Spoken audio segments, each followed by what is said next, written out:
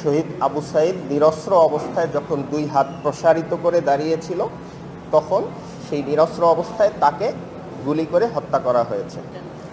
মামলার প্রেক্ষাপটটা হচ্ছে যে 24-এর যে আন্দোলন, এই আন্দোলনের শহীদদের রাহাবার বলি আমরা বলতে পারি।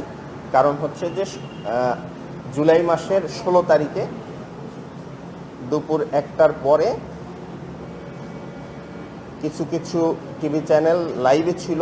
এমন অবস্থায় রংপুরের বেগম রোকেয়া বিশ্ববিদ্যালয়ের 1 নাম্বার গেটের সামনে শহীদ আবু সাঈদ নিরস্ত্র অবস্থায় যখন দুই হাত প্রসারিত করে দাঁড়িয়েছিল, তখন সেই নিরস্ত্র অবস্থায় তাকে গুলি করে হত্যা করা হয়েছে।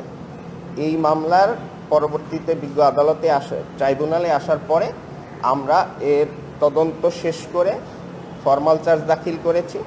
এরপরে ট্রাইব্যুনাল 2-এ এর বিচার কার্য সম্পন্ন হয়েছে। সেখানে আমরা 30 জন আসামির বিরুদ্ধে অভিযোগ এনেছিলাম এবং 25 জন সাক্ষীর জবানবন্দি গ্রহণ করা শেষে, যুক্তিতর্ক শেষে রায়ের জন্য ছিল মামলাটি।